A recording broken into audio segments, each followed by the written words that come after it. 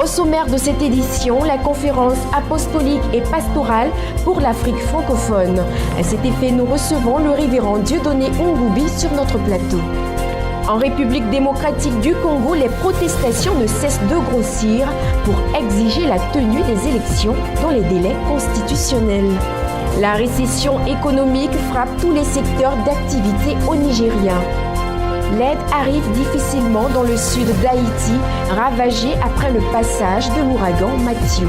Aux États-Unis, le milliardaire Donald Trump forcé de démentir des accusations d'agression à caractère sexuel. Madame, Monsieur, bienvenue à cette édition du journal sur Béni TV. Depuis ce mardi 18 octobre 2016 se tient la conférence apostolique et pastorale pour l'Afrique francophone. Elle est intitulée « La nature apostolique de l'Église ». À cet effet, nous recevons le révérend Dieudonné Ngoubi qui est sur notre plateau. Bonjour révérend. Bonjour. Bienvenue. Merci beaucoup. Vous êtes ici pour nous parler de cette conférence pastorale et apostolique pour l'Afrique francophone. De quoi s'agit-il exactement? AFI, c'est un sigle apostolique Fellowship International. C'est un réseau d'apôtres qui se réunit chaque fois l'an, une fois l'an, pour le partage, la communion fraternelle, pour réfléchir sur les stratégies en vue de la croissance de l'Église. C'est pour la toute première fois que cette conférence se déroule en Afrique francophone. Sous d'autres cieux, la conférence se déroule en Europe. Par exemple, en l'an 2015, il y avait AFI à Rome. Il y avait AFI aussi à Madrid, en Espagne, au mois de mai. Mais pour la toute première fois, AFI se retrouve ici, à Abidjan. Elle se déroule pour la toute première fois, je l'ai dit, sur le continent africain. Quelles ont été les motivations spirituelles, révérend? Les motivations spirituelles sont les suivantes. Nous avons besoin d'un réseau des hommes de Dieu qui vont partager leurs expériences. Souvent, nous fonctionnons à vase clos. L'Afrique a été démontré que c'est l'Afrique qui est le centre de gravité du christianisme. Avant, on attendait toujours les gens qui venaient de l'Occident, mais le continent africain est stratégique. Mais nous fonctionnons de manière séparée. Il est temps maintenant que toutes les énergies soient mises ensemble, que le corps du Christ se retrouve, tous les 5 ministères, à savoir les apôtres, les prophètes, les évangélistes, les pasteurs, pour une communion fraternelle, en vue de l'édification du corps du Christ, pour recevoir des enseignements de Père qui peuvent booster l'Église et les ministères. Révérend, qui sont les principaux orateurs de ce grand moment? Alors, il faut dire que les principaux orateurs nous viennent d'abord de l'Europe. Donc, il y a une équipe qui viendra de l'Italie. Cette équipe qui sera conduite par le révérend apôtre Giovanni Tretino. Et il vient de l'Italie. C'est un pasteur de l'église évangélique d'Italie qui va conduire la délégation. Il est le coordonnateur de ce mouvement AFI. Il sera aussi accompagné par le secrétaire général, l'apôtre Ernesto Brecher, qui nous vient d'Italie. Mais il y a aussi une bonne délégation des apôtres qui viendront de la France, sans oublier les pasteurs locaux, tels que le révérend Pan-René, le président de l'église des réveils international, qui va intervenir. Il y a le pasteur Georges Amako de la Maison de la Destinée et votre serviteur qui est ici présent. Quel est le public cible? Nous ciblons d'abord 2 publics, parce qu'il y aura 2 types de conférences. Pendant la matinée, de 9h à 14h, il y aura ce qu'on appelle l'école du ministère. Alors, nous convions tous les pasteurs, c'est un terme générique pasteur, ça veut dire les évangélistes, les docteurs, même les anciens de l'Église, tous ceux qui occupent une position de responsabilité, les présidents de la jeunesse, sont conviés à cette école du ministère qui se déroulera, qui a commencé d'ailleurs aujourd'hui à partir de 9h jusqu'à 14h.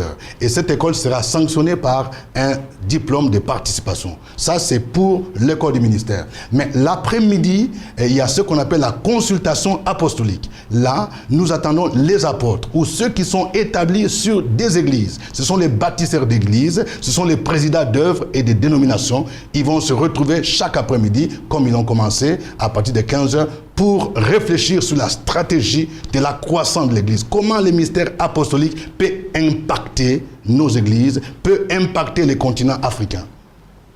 Nous sommes pratiquement au terme de cet entretien. Quel est votre dernier message?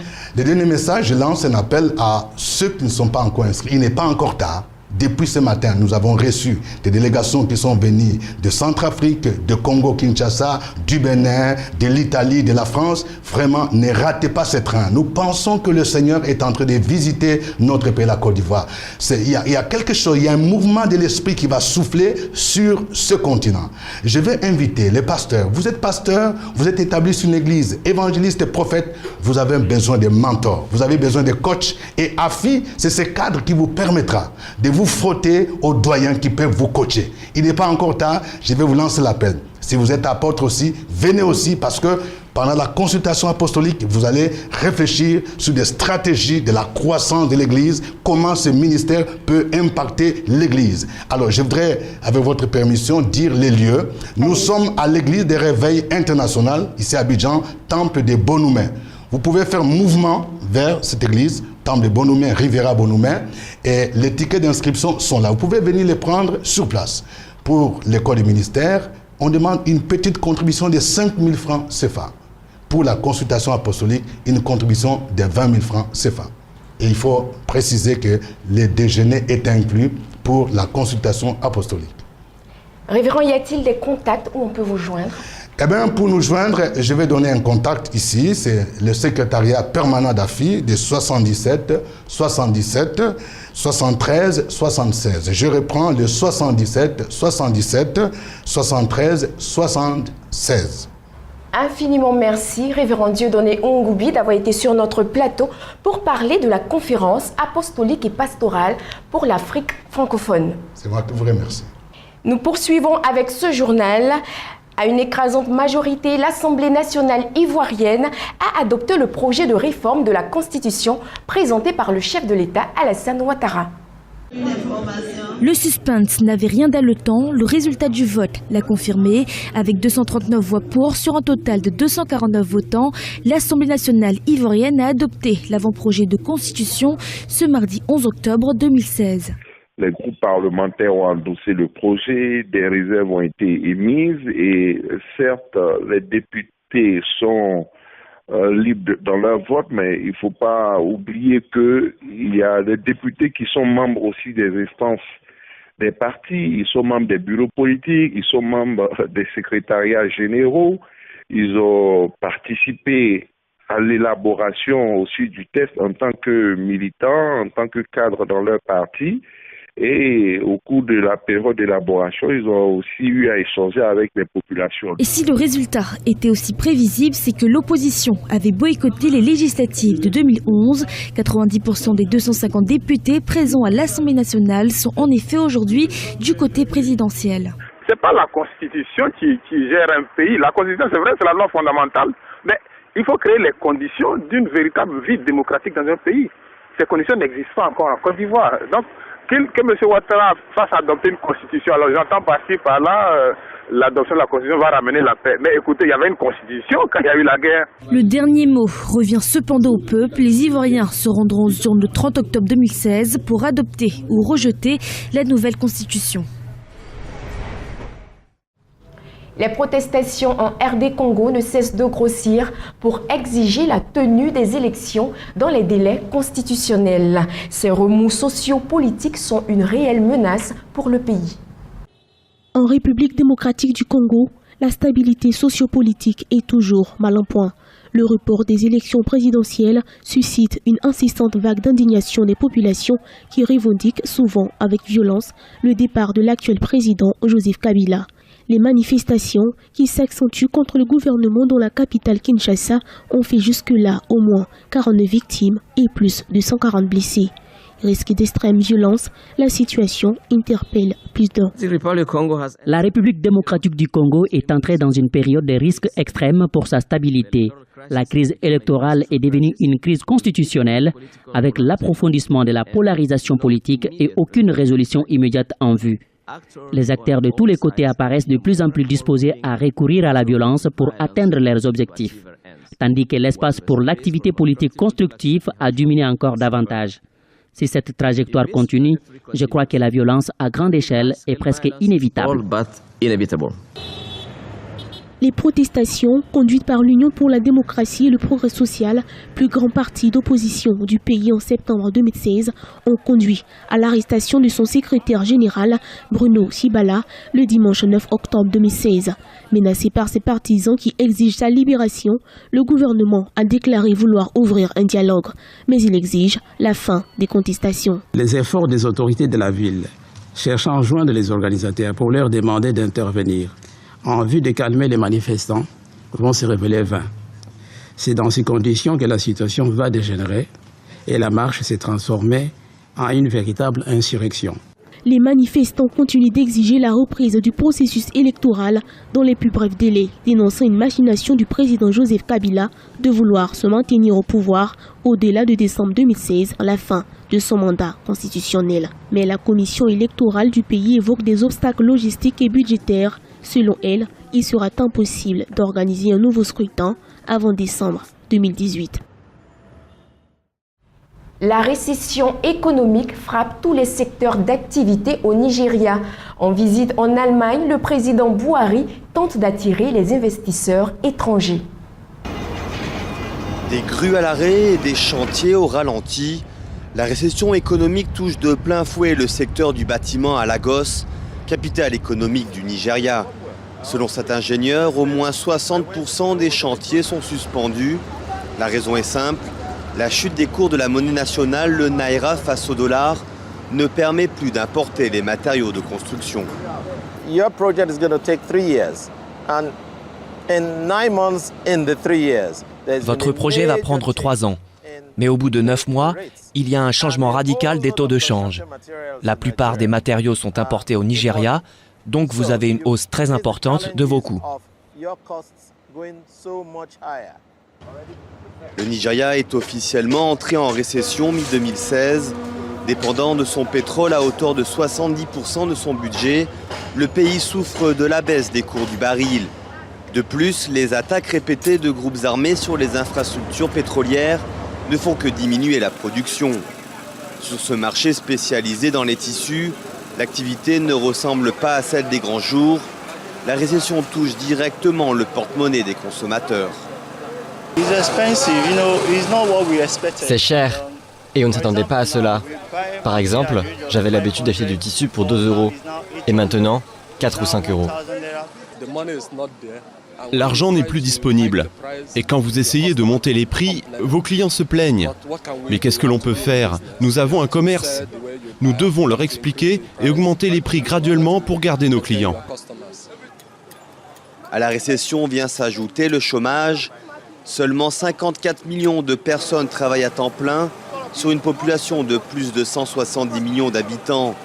Un avenir sombre pour le Nigeria que le président Muhammadu Buhari, élu il y a un peu plus d'1 an, a du mal à éclaircir. Le Soudan du Sud n'a pas accepté les termes de redéploiement des 4000 gardiens de la paix dans son pays. Le déploiement d'une force de protection régionale au Soudan du Sud prendra certainement du temps. Le gouvernement maintient que plusieurs questions doivent d'abord être résolues. S'ils viennent, quels seront leurs armements? Où se déplaceront-ils sans tous les armements du monde? Ces questions doivent être discutées et convenues. Le Soudan du Sud exige que les gardiens de paix viennent de l'extérieur de la région d'Afrique de l'Est. Dans toutes les forces de maintien de la paix ou de forces de protection, votre voisin n'est pas supposé intervenir car votre voisin doit avoir un intérêt ou autre chez vous. Donc vous dites merci beaucoup, mais on les prendra d'Afrique. La Chine a contribué à un bataillon aux missions de maintien de la paix des Nations Unies à Juba et le gouvernement du Soudan du Sud déclare que la contribution de la Chine est précieuse. En ce qui concerne la mission de maintien de la paix, bien sûr que la présence chinoise est ici, bien sûr que la mission de maintien de la paix est quelque chose en rapport avec l'armée et la sécurité, et ils sont ici pour cette raison et nous apprécions ce geste. Au Kenya, les professionnels du cinéma ont contraint les autorités à retirer un projet de loi considéré comme liberticide pour leur corporation. Reportage. Les autorités kenyanes contraintes de retirer un projet de loi considéré comme liberticide par les professionnels du cinéma. Dans le texte proposé aux parlementaires, Le gouvernement entendait renforcer l'influence de la Kenya Film Classification Board, l'instance de régulation du secteur. Il était prévu que les producteurs nationaux fassent valider toutes les vidéos, même celles postées sur des sites web ou les réseaux sociaux. Une autre disposition était d'inviter les forces de l'ordre à assister au tournage de toutes les scènes d'un vidéogramme.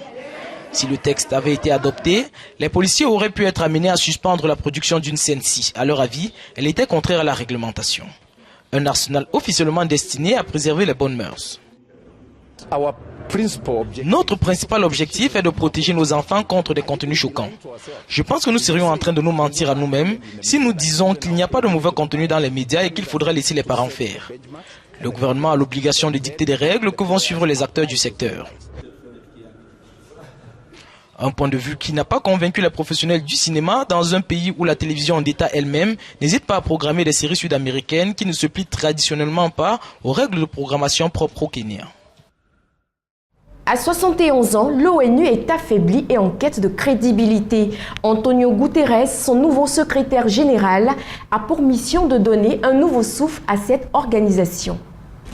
À la veille de ses 71 ans, le machin, comme l'appelait le général de Gaulle, trouvera-t-il un nouveau souffle avec son nouveau secrétaire général? Antonio Guterres, après 10 ans passés sur le terrain à la tête du Haut-Commissariat aux réfugiés, cristallise en tout cas les espoirs d'une organisation affaiblie et en quête de crédibilité. Ban Ki-moon n'a pas su s'imposer ni en externe ni en interne. Les grands conflits du moment sont restés sans solution et l'organisation elle-même n'a pas connu les réformes pourtant attendues de longue date.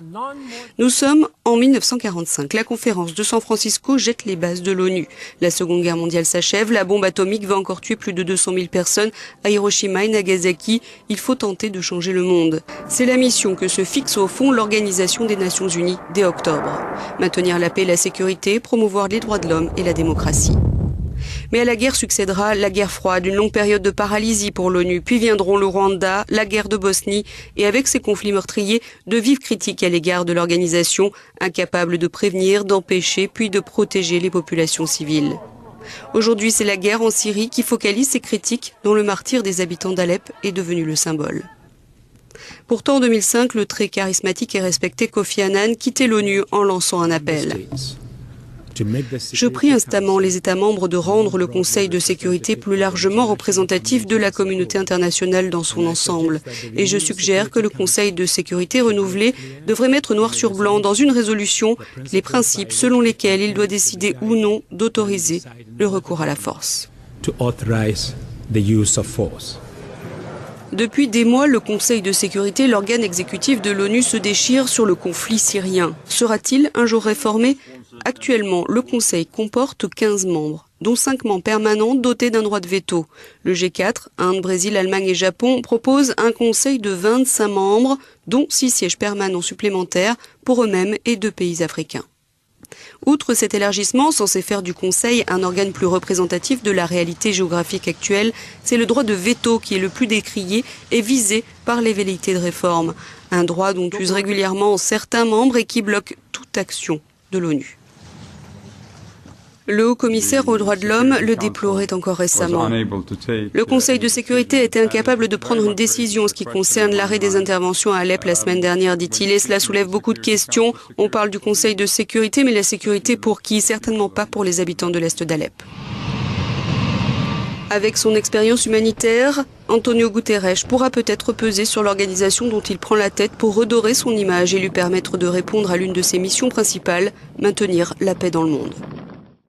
L'aide arrive difficilement dans le sud d'Haïti après les nombreux ravages laissés par l'ouragan Matthew. Plus de détails dans cet élément. Des maisons dévastées, des arbres abattus. Près de 10 jours après le passage de Matthew, le sud d'Haïti est toujours un paysage apocalyptique. L'ouragan a fait des centaines de morts et ceux qui ont survécu ont tout perdu. On est sortis en courant. L'ouragan était tellement violent, ça ne s'arrêtait pas. Alors on est sortis pour sauver nos vies. Au milieu des ruines de leurs maisons, ces familles tentent de survivre au jour le jour, sans eau ni nourriture. Une première distribution de riz acheminée par l'ONU est enfin arrivée mercredi. Une aide alimentaire que les 175 000 sinistrés ont désespérément attendue pendant plus d'une semaine. Il n'y a pas de moyens de communication, pas de radio, de téléphone, ni de route, et même les hélicoptères ne peuvent pas atterrir. C'est ce qui explique cet énorme délai, et je comprends parfaitement la frustration des gens. Dans ce contexte de pénurie totale, la foule en vient parfois aux mains pendant les distributions, malgré une présence policière vite débordée. Comme lors du séisme de 2010, la population ne peut pas compter sur l'aide d'un État faible et pauvre. Pire, elle est désormais menacée par une résurgence du choléra. Il n'y avait pas de cas de choléra dans cet hôpital il y a 3-4 mois. Mais depuis l'ouragan, on recommence à voir cette pathologie. Pour contrer cette menace, l'Organisation mondiale de la santé doit envoyer 1 million de doses de vaccins. L'urgence est maintenant d'empêcher une épidémie qui pourrait venir grossir le nombre de victimes de l'ouragan. Aux États-Unis, le milliardaire Donald Trump a dû démentir des accusations d'agression à caractère sexuel. La campagne électorale vire au cauchemar pour Donald Trump. Jeudi, lors d'un meeting en Floride, le milliardaire a dû démentir publiquement le témoignage de 2 femmes qu'il accuse d'agression à caractère sexuel, un témoignage publié mercredi dans le New York Times. Pour le candidat républicain, ces accusations ont été orchestrées par le camp d'Hillary Clinton. Ces accusations vicieuses, selon lesquelles j'aurais eu un comportement déplacé avec les femmes, sont totalement et absolument fausses. Sauf qu'entre-temps, plusieurs autres femmes ont également brisé le silence pour reprocher au candidat des faits similaires. Les témoignages s'enchaînent. Cette femme raconte que son amie aurait été agressée il y a plus de 30 ans lors d'un voyage en avion. Elle y a bien réfléchi et je l'ai encouragée et d'autres personnes l'ont encouragée. Elle me l'a dit dimanche quand je lui ai parlé avant le débat. Elle a dit « J'ai reçu beaucoup d'emails de gens à qui j'ai parlé ce week-end et qui disent qu'il est temps d'en parler. » Je pense qu'elle a senti que c'était le moment de le faire. Parmi les victimes présumées de Trump, une ancienne journaliste a également décidé de témoigner après avoir entendu le candidat déclarer qu'il n'avait jamais eu de comportement sexiste. Cette rédactrice en chef raconte. En 2005, elle préparait un papier à Mar-a-Lago avec Donald et Melania pour leur anniversaire. Elle a dit que pendant que Melania était à l'étage en train de se changer, elle était enceinte à l'époque. Donald lui a montré les lieux. Il l'a emmenée dans une pièce et a fermé la porte et il l'a poussée contre le mur et l'a embrassée contre son gré. Elle était si choquée qu'honnêtement, elle ne savait pas ce qu'elle devait faire. À 26 jours des élections américaines, ces accusations tombent au plus mal pour Donald Trump. Lâché en rase campagne par plusieurs responsables du Parti républicain, le candidat peine désormais à se faire entendre. En France, les candidats à la présidentielle issus de la droite et du centre se sont mesurés lors d'un débat télévisé inédit. Regardez. C'était une première. Jeudi soir, les 7 candidats de la droite se sont affrontés dans la course à la candidature présidentielle. Un débat marqué par un moment de tension lorsque les différents candidats ont évoqué les affaires judiciaires des uns et des autres, passées ou présentes. La prestation de l'ex-président français a été scrutée de près. Je pense que les défis pour notre pays n'ont jamais été aussi importants depuis 1945. Choc migratoire sans précédent, chômage de masse, la plus forte imposition d'Europe. J'en tire la conclusion que l'alternance doit être forte, énergique, immédiate, concrète. À l'issue de l'émission, Alain Juppé a été jugé le plus convaincant. Selon un sondage Elab BFM TV, il devance Nicolas Sarkozy. Nous sommes divers. Nous n'avons pas les mêmes religions, pas la même couleur de peau, pas la même origine. Il faut respecter cette diversité qui fait notre richesse. À une condition, ou à 2 conditions. Premièrement, que ça ne tombe pas dans le communautarisme. Et deuxièmement, que nous renforcions ce que nous avons en commun. Parce que si on n'a que des différences, ça ne fait pas un pays. Les électeurs de la droite et du centre ont encore un mois avant de se décider. Le premier tour de scrutin se tiendra dimanche 20 novembre. Et en cas de besoin, un deuxième tour est prévu le 27 novembre pour départager les candidats. Des experts européens se sont réunis à Athènes en Grèce pour des exercices destinés à tester les capacités de gestion des cyberattaques de grande ampleur. Que se passerait-il si l'Europe était visée par une cyberattaque de grande ampleur? Des experts issus de tout le continent sont actuellement réunis à Athènes pour y effectuer une série d'exercices destinés à tester les capacités de gestion de crise à différents niveaux.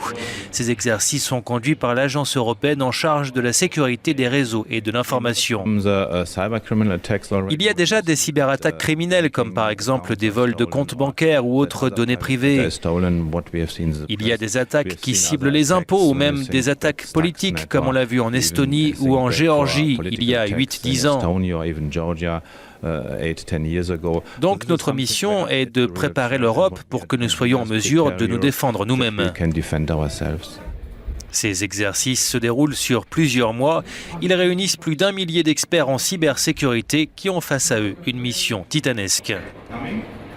Nous avons besoin de plus de moyens en termes de budget et aussi de personnel, car ce que l'on fait ici est crucial pour que l'Europe soit prête à faire face à quelque chose qui pourrait arriver très bientôt.